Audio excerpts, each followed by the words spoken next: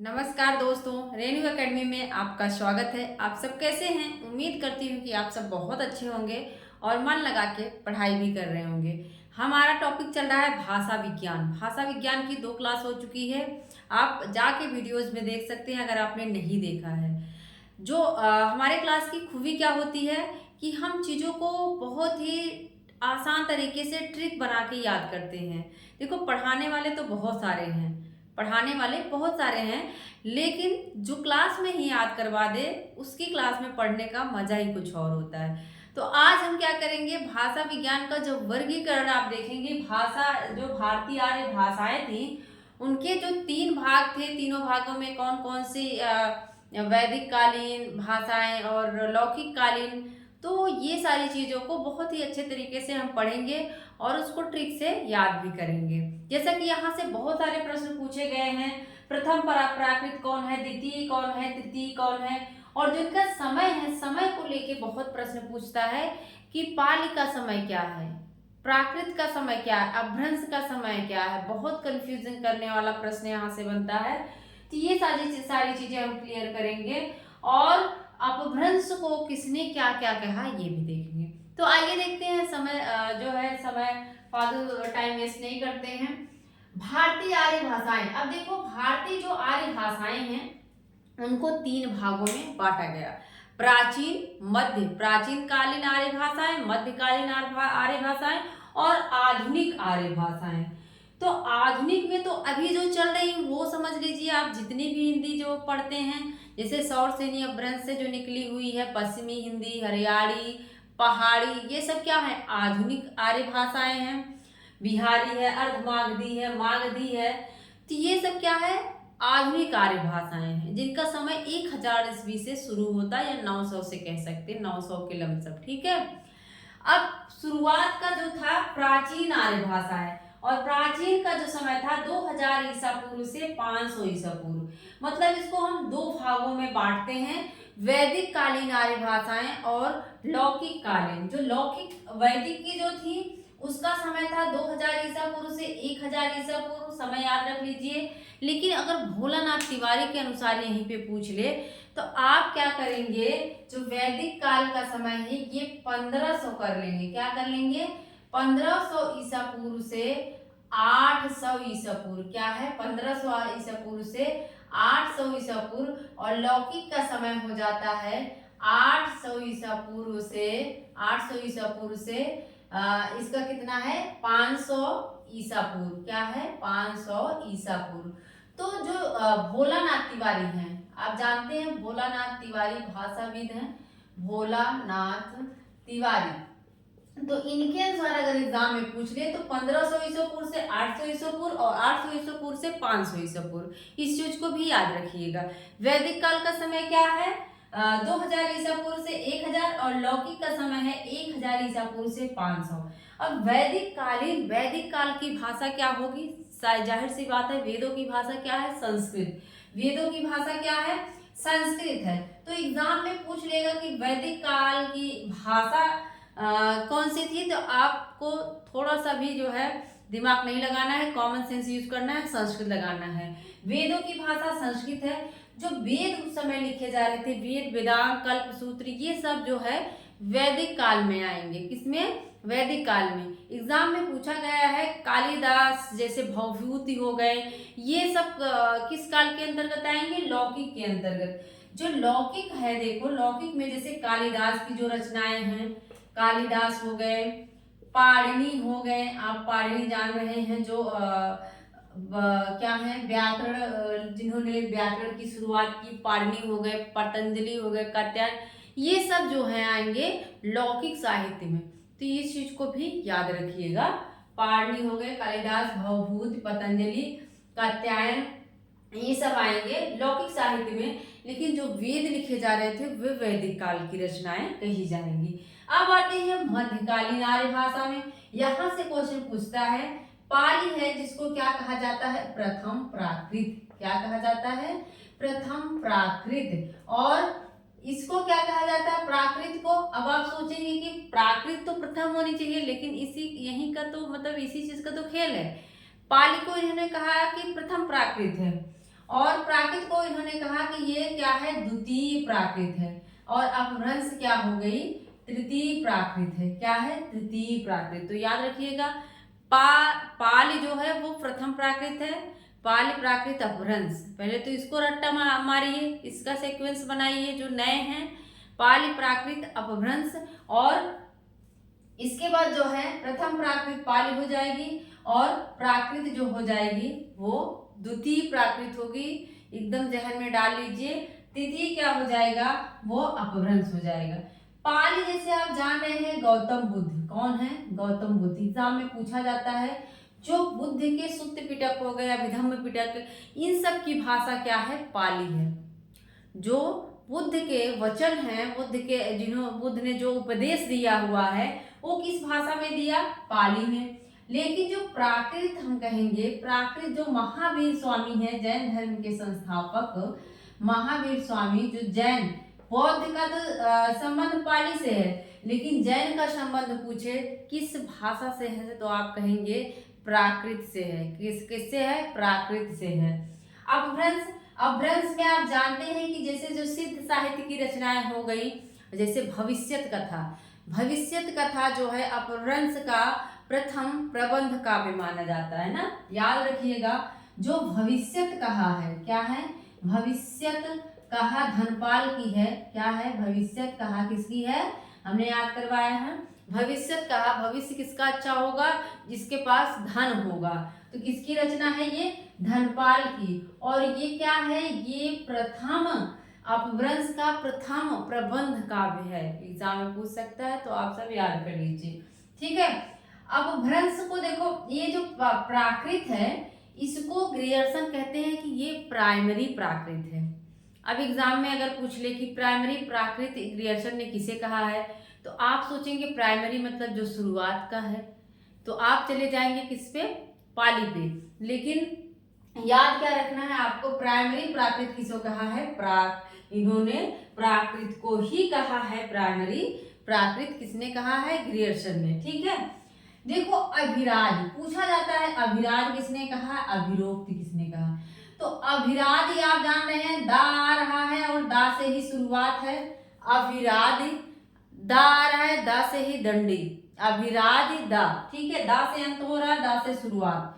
तो इससे रिलेट कर लीजिए, अभिराज अगर पूछता है तो दंडी, अभिरोक्ति अगर पूछता है तो ता से तकली आ रहा है। भरत मुनि में भी आप देख रहे हैं ता आ रहा है। तो ऐसे ही रिलेट कर लीजिए कि प्रोनाउंसिएशन जो कर रहे हैं लगभग उच्चारण स्थान एक ही है, और वहीं से आप पकड़ लीजिए एक ही है, शब्द भी एक ही आ रहा है। दा यहाँ भी आ रहा है, दा यहाँ भी आ रहा है। अभिरोक्त ता यहाँ भी आ रहा है, ता यहाँ भी आ रहा है। अभिरोक्ति भरत मुनि कहते हैं, लेकिन अभिराज कौन कहता है, दंडी कहते हैं। ग्राम भाषा कौन कहेगा भाई, वाघ भट्ट और हेमचंद कहते हैं।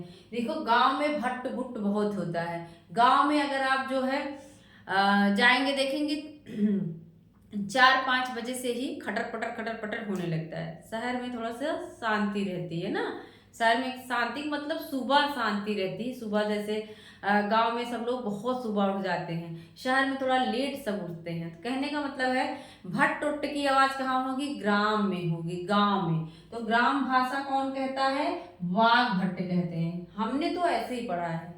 देखिए बहुत सारी चीजें पढ़ने को है, अगर आप रिलेट करके नहीं पढ़ेंगे तो बहुत पीछे रहेंगे। ऐसे ही पढ़ाई होती है। ग्राम कौन कहेगा, ग्राम में भट्टोट की आवाज होती है तो वाघ भट्ट कहते हैं, हेमचंद्र, ठीक है। राड़ा की भाषा, राड़ा पूछा जाता है, राड़ा भाषा किसने कहा है, अपभ्रंश को ही राड़ा की भाषा कहा जाता है। क्योंकि आप देखेंगे जो अपभ्रंश की रचनाएं, सिद्ध साहित्य की रचनाएं पढ़ेंगे आप, उसमें सिद्ध सरहपा वगैरह की लाइनें पढ़ेंगे तो उसमें रा शब्द बहुत ज्यादा है। कड़हपा का देख किंजय पता नहीं कैसे है, बोलने ही नहीं आ रहा। तो रा किसी ने कहा, किशोरी दास वाजपेयी, किशोरी दास वाजपेयी। रा को अगर आप संस्कृत में पढ़ेंगे तो संस्कृत में रा, लेकिन आप जब पढ़ेंगे तो रा का ना हो जाता है। क्या हो जाता है, रा का ना। तो ना कौन करता है भाई, किशोरियां करती हैं। किशोरियां जो किशोरावस्था में होती हैं उनके अंदर तो हाँ रहता है, लेकिन वो ना करती रहती हैं पहले। तो हमने वहीं से रिलेट कर लिया था, ना का मतलब रा, और ना कौन करता है, किशोरियां करती हैं। किशोरी दास वाजपेयी, किशोरी दास वाजपेयी राड़ा की भाषा। प्राइमरी प्राकृत बता ही दिया है। अपभ्रंश का पाणिनि पूछा जाता है तो रिचर्ड पिसेल को कहा जाता है, याद रख लीजिएगा। पा से पाणिनि और पा से ही पिसेल है, क्या है, पा से पाणिनि पा से पिसेल। तो अपभ्रंश का पाणिनि किसे कहा जाता है, रिचर्ड पिसेल को। अपभ्रंश को देश भाषा किसने कहा, तो ग्रियर्सन ने कहा। ग्रियर्सन कौन कहेंगे, ग्रियर्सन देश भाषा कहते हैं। आप रिलेट कर लो, ग्रियर्सन जो है अपने देश के नहीं है, इसलिए कहते हैं भाई देश की भाषा, क्या कहेंगे, देश भाषा कहेंगे।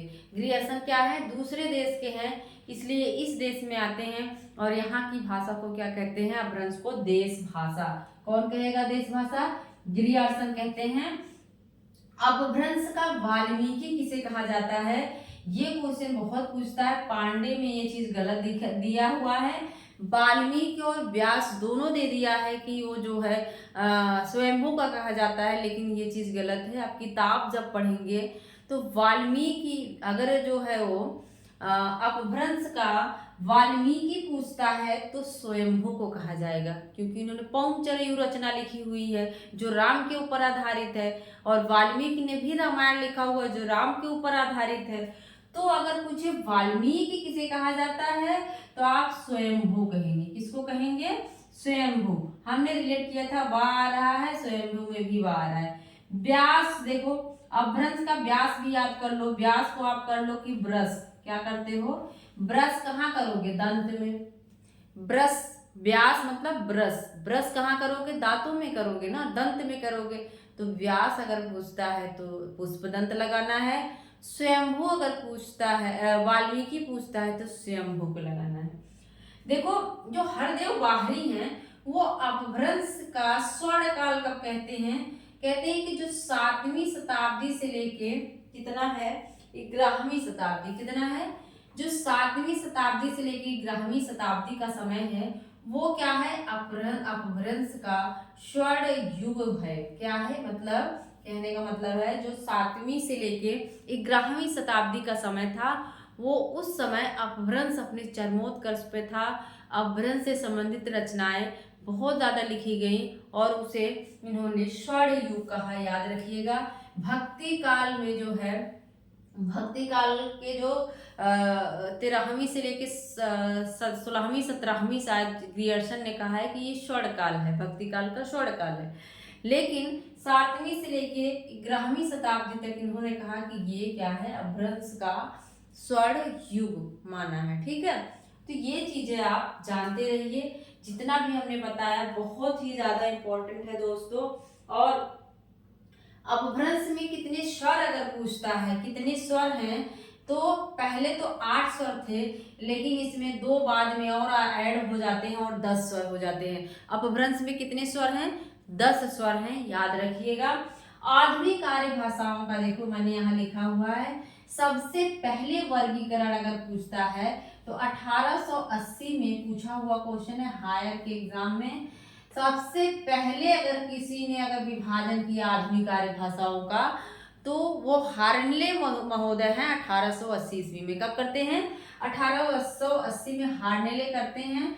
और ये क्या करते हैं, 4 भागों में बांटते हैं। पूर्वी गौड़ियन, क्या करते हैं, पूर्वी गौड़ियन, पश्चिमी गौड़ियन, उत्तरी गौड़ियन और दक्षिणी गौड़ियन। ऐसे गौड़ियन गौड़ियन करके करते हैं, पूर्वी गौड़ियन, पश्चिमी गौड़ियन, दक्षिणी गौड़ियन और उत्तरी गौड़ियन। तो हार्नले को याद रखिएगा। आधुनिक आर्य भाषाओं का सर्वप्रथम विभाजन 1880 ईस्वी में हार्नले महोदय करते हैं। आधुनिक आर्य भाषाएं जो हैं सौर सेनी, अपभ्रंश, मागधी, अर्धमागधी, ब्राह्मण वगैरह को हम दूसरे वीडियो में देखेंगे बहुत ही अच्छे तरीके से। वहां से भी क्वेश्चन बनते हैं, वहां से भी हम क्या करेंगे, जो बोली है, उपबोली है, जो क्षेत्र है उसको भी रिलेट करके याद करवाने की कोशिश करेंगे, ताकि आपको चीजें जो है सरल लगे और आसानी से याद हो सके। फटाफट एक बार रिवीजन करते हैं। प्राचीन का आप जानते हैं वैदिक काल। वैदिक काल जो वेदों की रचना जब हुई 2000 ईसा पूर्व से 1000 ईसा पूर्व। लौकिक में आप देखेंगे कि कालिदास, पाणिनि, पतंजलि ये सब आएंगे और 1000 ईसा पूर्व से 500 ईसा पूर्व।